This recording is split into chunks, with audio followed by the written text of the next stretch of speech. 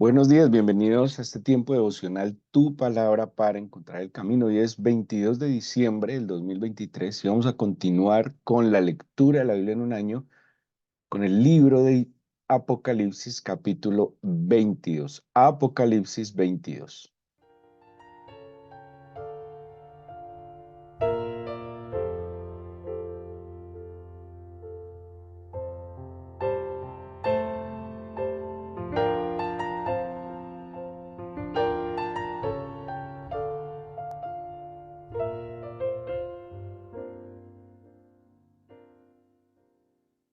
Bueno, llegamos al capítulo final de este extraordinario libro. mm, y el capítulo final nos muestra, pienso yo, la misma coherencia de toda la escritura. La escritura tiene un lapso más o menos de tiempo de 1500 años, desde la escritura del Génesis al Apocalipsis. Hay un tiempo aproximado de 1500 años. Hablamos de 66 libros, de por lo menos 40 autores diferentes, em, y de una cantidad de matices, de particularidades en un escrito que en el propósito de en el propósito de aquellos que intervinieron en la escritura de la Biblia no estaba escribir una Biblia, ¿sí? No estaba escribir el libro sagrado como testimonio, sino que fue una obra que en tiempos diferentes, en lugares diferentes, en circunstancias diferentes, cada uno inspirado por el Espíritu del Señor fue plasmando en la escritura experiencias, revelaciones, anuncios, alabanzas, adoraciones, y que el Señor también en otro momento de la historia usó soberanamente aquellos que iban a organizar el canon, a establecer el canon. Eh, Aquellos también tendrían que tener un toque del Espíritu Santo para poder definir, depurar de tantos escritos a través de tanto tiempo, que seguramente recibieron inspiración por el Espíritu Santo y revelación de parte del Señor. Tenemos entonces el final de este maravilloso libro y, como les decía, es asombroso, es muy posible. Algunos comentaristas modernos tratan de ver en las escrituras del Nuevo Testamento una influencia directa del Antiguo Testamento, ¿sí? Y en algunos textos antiguos también, como si los unos hubieran influido en los otros. Es muy posible, o sea, tampoco podemos decir que no del todo, pero más que la influencia de un escrito en otro, es la influencia del autor, em, podría decir intelectual de toda la escritura, que es el Señor.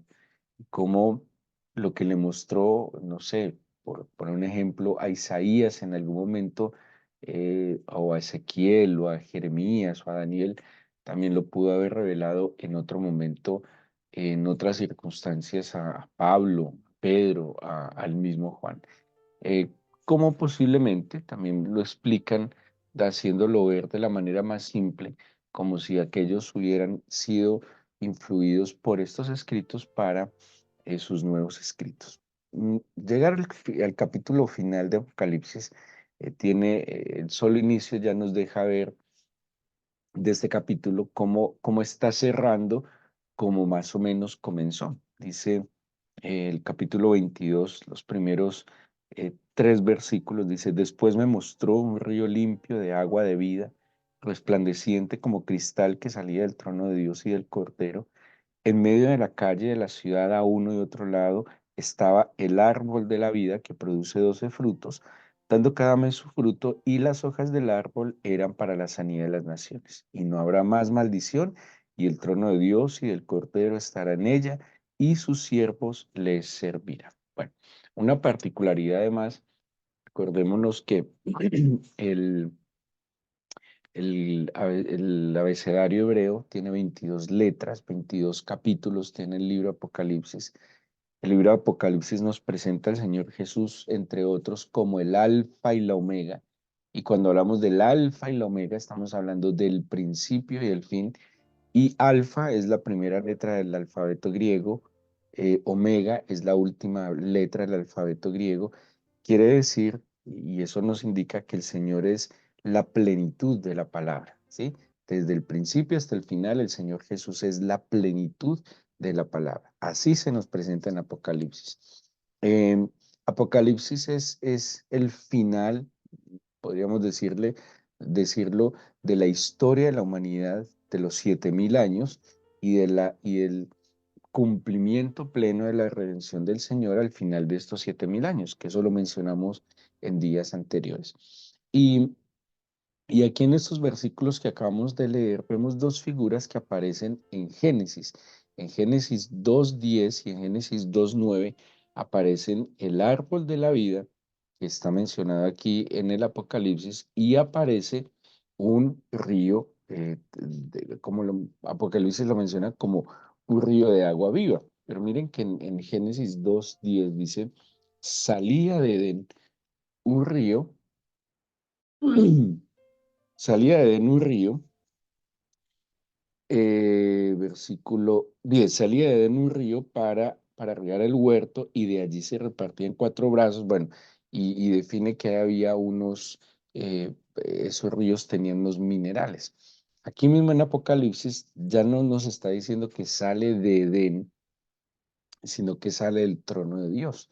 O sea que Edén, que representaba en el Génesis también, el trono de Dios. Hay algo que estábamos estudiando hace un tiempo y era sobre el tabernáculo. El tabernáculo es el lugar, el Mishkan, el santuario, el lugar donde el Señor quiso morar en medio de la humanidad. El primer tabernáculo que tenemos es precisamente el Edén. Era la morada del Señor con Adán y con Eva. ¿Sí? Son figuras que se repiten. Luego el tabernáculo va a ser en el desierto, luego el templo, bueno, todos los tiempos. Aquí aparece de nuevo el trono de Dios como el Edén, o sea, teniendo como la equivalencia. Así como de Edén salía un río de agua viva, también del trono del Señor está saliendo un río de agua viva, así como en el Edén había un árbol de la vida, que era, estaba leyendo un comentario sobre por qué Adán y duró tantos años y sus descendientes hasta en la medida en que iban pasando las generaciones duraban menos años y me pareció muy interesante el comentario porque decía que era la influencia de haber tomado durante mucho tiempo el árbol de la vida. Lo que le daba eternidad al ser humano era el árbol de la vida. Por eso cuando ellos pecan, ellos son sacados del Edén, se le pone guardia al árbol de la vida, porque si siguen tomando el árbol de la vida, pues nunca morirían. Entonces, dice que el efecto de haber tomado el árbol de la vida durante tanto tiempo es lo que le dio esa longevidad. Vemos en las primeras generaciones 900 años, ya en las generaciones posteriores ya van bajando a 500, 200, hasta que el Señor define que la edad del ser humano son 120 años. Entonces, si ven que tenemos como en el principio, en el Génesis, en el final, los mismos elementos, pero estamos hablando de algo completamente renovado. No sé si ayer recuerdan en la lectura del capítulo 21 que leíamos que el Señor estaba haciendo todas las cosas nuevas. He aquí yo hago todas las cosas nuevas, ¿sí? Eso describe la escritura. Y entre estas cosas nuevas es que el santuario, el Edén, estaría ya desde el mismo santuario del Señor, de allí brotaría de nuevo un río de agua limpia y el árbol de la vida. ¿Qué dice del árbol de la vida? Que este árbol de la vida estaría en ambos lados de este río que sale del trono de Dios, que está en la nueva Jerusalén, la que descendió del cielo. Y este río, pues que es agua viva, tiene este árbol de la vida. Bueno, Ezequiel 47:12 describe el reinado milenial del Señor para que lo tengan presente.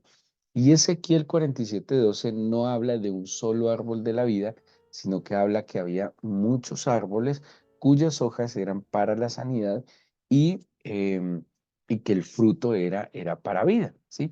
Ya Juan describe como un solo árbol, tomando la figura del Génesis, pero lo que quiero que tengan en cuenta es cómo termina la Biblia el canon bíblico con el comienzo. O sea, volvemos al origen, ¿sí? Y volvemos al origen en una tierra completamente renovada.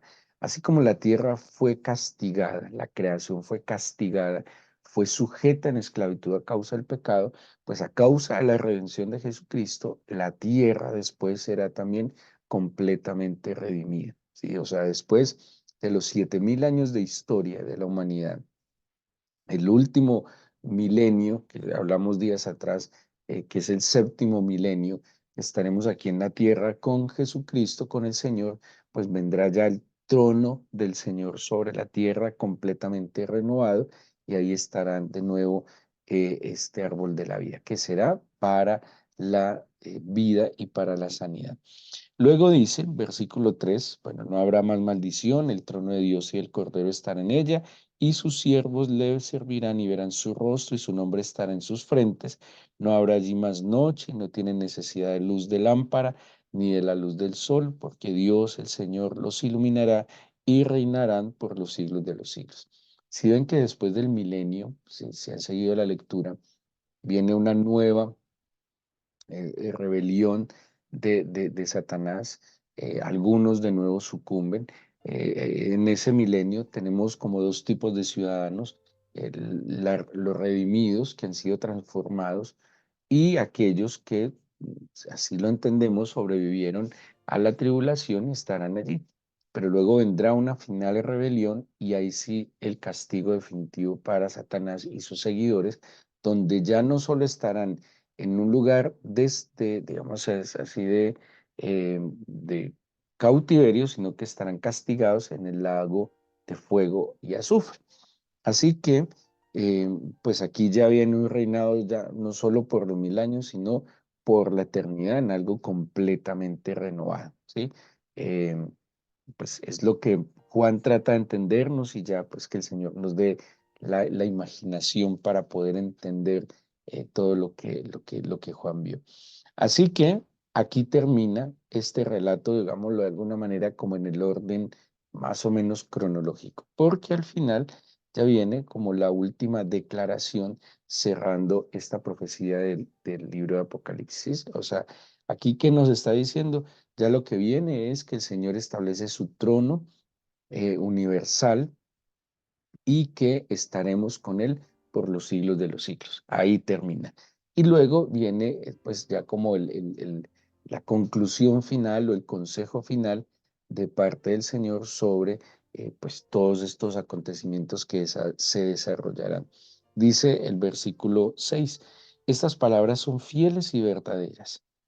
Y el Señor, el Dios de los espíritus de los profetas, ha enviado a su ángel para mostrar a sus siervos las cosas que deben suceder pronto. Acordémonos que en el principio de Apocalipsis es la revelación de Jesucristo que la da a través del ángel para que Juan la reciba, ¿sí? O sea, está el autor de toda esta revelación es Jesucristo glorificado, envía a su ángel, acordémonos que ángel es del griego ángel, que es mensajero, o sea, envía a su mensajero para que Juan reciba esta revelación. Dice el versículo 7, dice el Señor, he aquí, vengo pronto. Bienaventurado el que guarda las palabras de la profecía de este libro. Aquí hay cosas muy importantes que quisiera que nos quedaran en la mente y en el corazón. Hay que estudiar, hay que entender, hay que guardar la profecía del libro de Apocalipsis, ¿sí? Bienaventurados los que oyen, los que guardan, los que enseñan estas profecías. De verdad que es un libro que deberíamos estudiar más a profundidad, entender y tener muy presente en nuestra vida. Allí hay una bienaventuranza. Versículo 8. Yo, Juan, soy el que oyó y vio estas cosas, y después que las hubo oído y visto, o sea, Juan se está presentando como ese testigo humano, ese instrumento humano de esta revelación, y dice que después se postró para adorar a los pies del ángel que me mostraba estas cosas. Esta es una escena que vimos en algunos momentos también en el Antiguo Testamento, y dice el final del versículo, perdón, el versículo 9, pero él me dijo, mira, no lo hagas, yo soy consiervo tuyo de tus hermanos los profetas y de los que guardan las palabras de este libro. ¿Qué le dice? Adora a Dios. ¿Se acuerdan que les he mencionado mucho en el estudio de Apocalipsis que todo esto también se trata de la adecuada adoración? No solo a quién adoramos, sino cómo le adoramos. ¿Se acuerdan que en toda esta disputa del anticristo, del dragón, de la bestia, del falso profeta, está el tema de la adoración? ¿Quiénes cayeron? ¿Quiénes sucumben? ¿Quiénes van a la perdición? Quienes le rinden culto al enemigo, ¿sí? Y ojo, usted puede estar yendo a una iglesia y puede estar rindiéndole culto al enemigo. Y aquí hay cosas muy claras que dice el libro del Apocalipsis. A él, solo el Señor eterno, Dios todopoderoso, el creador de los cielos y la tierra, de él es mi alabanza y mi adoración. Y toda esta disputa es entre el enemigo, ¿sí? El opositor, como lo menciona, la serpiente antigua, Satanás, el diablo, que el Señor lo reprenda. Todo esto es un tema de adoración. ¿Qué le decía el mismo enemigo al Señor tentándolo? Si te postraras ante mí y me adoraras. Y la batalla espiritual se libra es en la adoración, ¿sí? Si usted más adora al Señor, pues menos posibilidad tiene de rendir culto a través de la obediencia o de obedecer al enemigo, ¿sí? Todo esto tiene que ver con la fidelidad, con la adoración, con la fidelidad al pacto. Entonces, dos imágenes que quisiera pedirles que tengan en cuenta. Uno, un pacto de amor eterno. Por eso tiene que ver con un matrimonio entre el Cordero y su iglesia, un pacto de amor eterno. Y en ese pacto le debemos la fidelidad como Él nos ha sido fieles a nosotros. Y dos, un tema de adoración. En esa misma, en ese mismo pacto eterno o pacto de amor eterno está la adoración como expresión de ese amor. Así como las parejas que se han jurado amor, pues ese amor se expresa a través de muchos detalles. La adoración es la mejor expresión de amor al Señor en ese pacto de amor eterno. Dice entonces el versículo 10, y me dijo, no selles las palabras de la profecía de este libro, porque el tiempo está cerca. ¿Qué quiere decir que no las selle? Déjelas abiertas, que las lean, que las conozcan. O sea, esto es necesario que quede abierto, ¿sí? Esto es necesario que sea conocido. Versículo 11, el que es injusto, sea injusto todavía, y el que es inmundo, sea inmundo todavía. Y el que es justo, practique la justicia todavía. Y el que es santo, santifíquese todavía. O sea, es el tiempo de cuidar las virtudes de la obra que el Señor ha hecho en cada uno de nosotros. Dice el 12, he aquí yo vengo pronto, mi galardón conmigo para recompensar a cada uno según su obra. Esto no lo podemos perder de vista. En una inadecuada, equivocada y falsa interpretación del concepto de la gracia, se ha creído que como por gracia somos salvos, entonces simplemente por fe crea que es salvo y listo, y usted no haga nada. Hemos visto en este libro que las acciones justas son las que lavan los vestidos. No siga creyendo que por haber repetido una oración, que llaman oración de fe y de salvación, es que lo que salva no es una oración. Lo que salva es la obra de Jesucristo en la cruz. Y si una persona no se convence de la obra de Jesucristo en la cruz y no la recibe previo arrepentimiento de sus pecados, no es salvo. No es una oración repetida la que salva a una persona, porque entonces soy yo el que me salvó. La salvación es una obra exclusiva del Señor Jesucristo en la cruz del Calvario. Y el pensar que una simple oración salva a una persona es lo que no permite que vivamos unas vidas virtuosas de santidad que glorifiquen y den testimonio de quién es el Señor Jesucristo. Y ojo que está diciendo aquí, el Señor recompensa a cada uno según su obra. Versículo 13, soy el alfa y la omega, el principio y el fin, el primero y el último. Es espectacular, de verdad, cómo termina el libro Apocalipsis, tomando toda la imagen del Edén, del origen de todas las cosas y la sella de una manera espectacular. Ojo con el 14. Bienaventurados los que lavan sus ropas para tener derecho del árbol de la vida y para esperar, para entrar por las puertas de la ciudad. O sea, esto, por eso hay que tener en cuenta, porque en esa mentalidad facilista de la fe, tal vez hasta nos podamos perder. ¿Sí? No, nosotros ya estamos en la gracia, nosotros ya no tenemos que hacer nada, Cristo lo hizo todo. No, la Biblia sí habla que nosotros debemos ser coherentes a la obra de Cristo en la cruz. ¿Sí? Y si yo soy de Cristo, yo vivo como Cristo, Cristo vive en mí y debo procurar una vida completamente permeada por la influencia de Cristo en mi vida. Yo no puedo vivir por las costumbres y las expectativas de este mundo, sino por las expectativas que el Señor tiene para mí en cada momento de mi vida. Es bienaventurado el que lava sus ropas. ¿Cómo se lavan las ropas? Ya lo vimos en la sangre del cordero, eso está en Apocalipsis, y en las acciones justas se lavan las ropas. No creamos que actuando como el mundo actúa, vamos a heredar la eternidad. Es así de sencillo, ¿sí? Y no vamos a entrar en discusiones, antes la salvación se pierde. Yo no creo que la salvación se pierde. El que se pierde es que nunca fue salvo. Y el que es salvo es coherente a esa salvación porque es como el libre. No puede ser que a alguien lo liberen de algo y siga viviendo como esclavo. Entonces nunca fue libre. Alguien puede haber salido de la cárcel, pero sus comportamientos siguen siendo como si estuviera en prisión. Entonces, en verdad, nunca fue libre.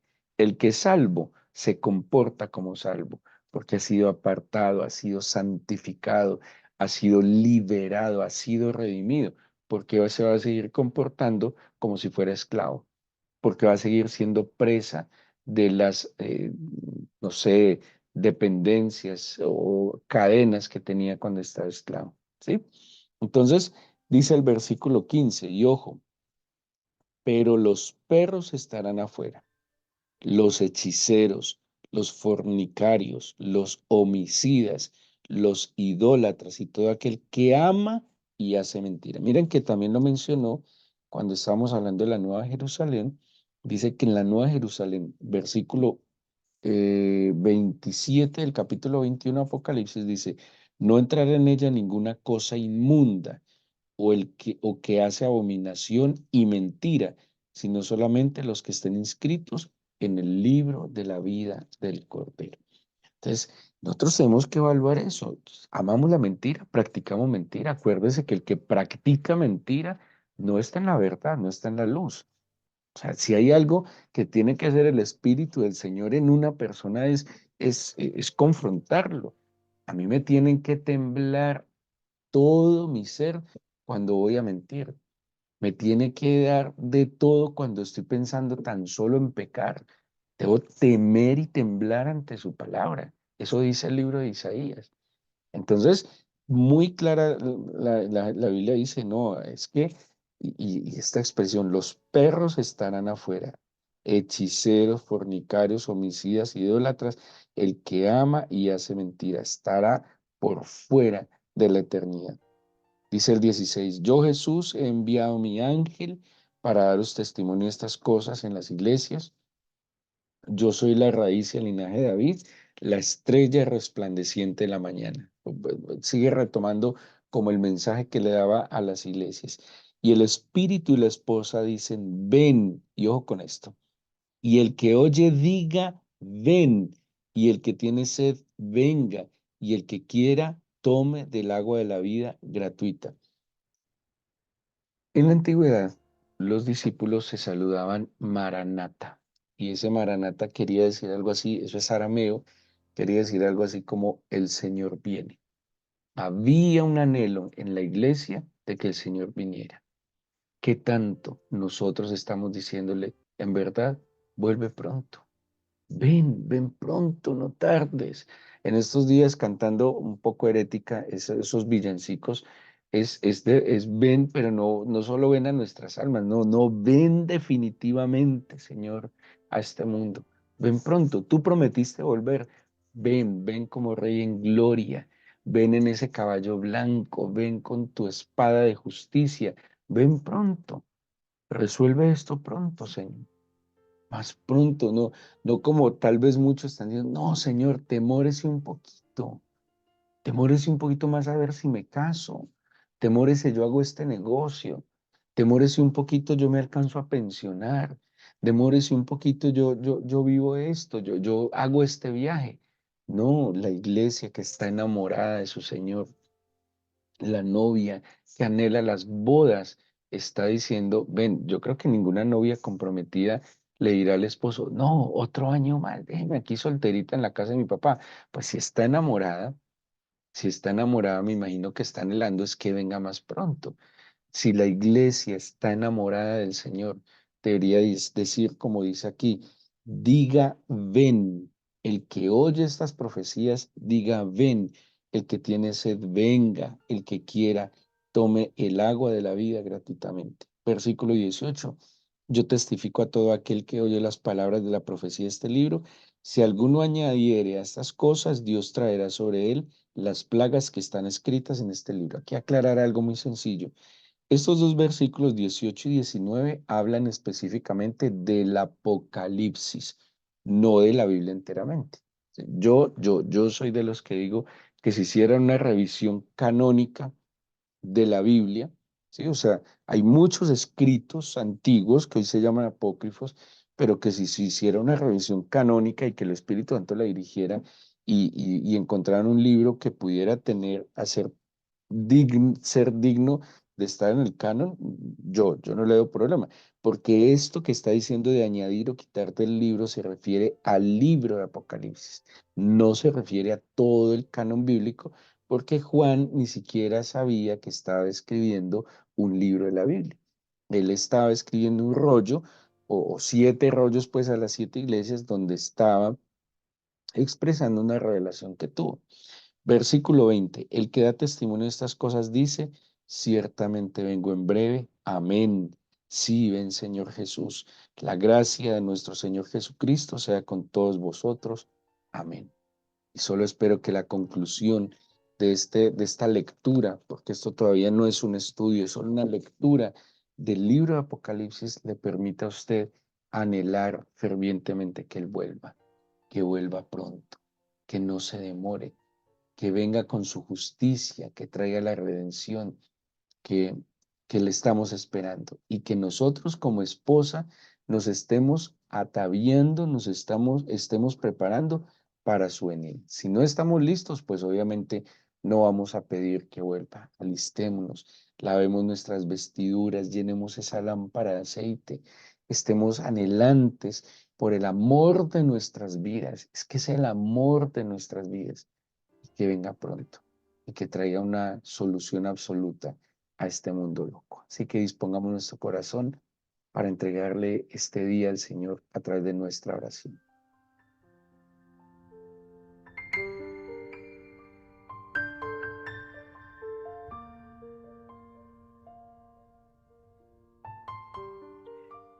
Yo le invito a que hagamos la oración que el mismo Juan nos aconseja. Vuelve pronto, Señor. Ven, Señor Jesús. Ven, por favor, pronto. Y por tu Espíritu transforma nuestra vida. Y por tu santa palabra límpianos. Y por ese mismo poder y autoridad de tu palabra, sánanos y estimúlanos a acciones justas, a buenas obras, a obras verdaderas, conforme a lo que tú eres y haces, Señor. Ven pronto, por favor, no tardes. Ten misericordia de tu iglesia. Completa el número, Señor, de aquellos redimidos. Úsanos a nosotros para sembrarte, pero vuelve pronto. No puede ser que yo anhele más un ascenso laboral, un grado académico, un bien material, que anhelar tu venida. Vuelve pronto, Señor. Este mundo no soporta más la injusticia, la mentira, el engaño, la altivez y la soberbia. Vuelve pronto. Dígale, Señor, coloca en nuestro corazón el anhelo de tu regreso y que hagamos lo que nos compete y corresponde para preparar tu venida, para de alguna manera, Señor, alistar como pregoneros la venida del gran y soberano Rey, el único, el todopoderoso.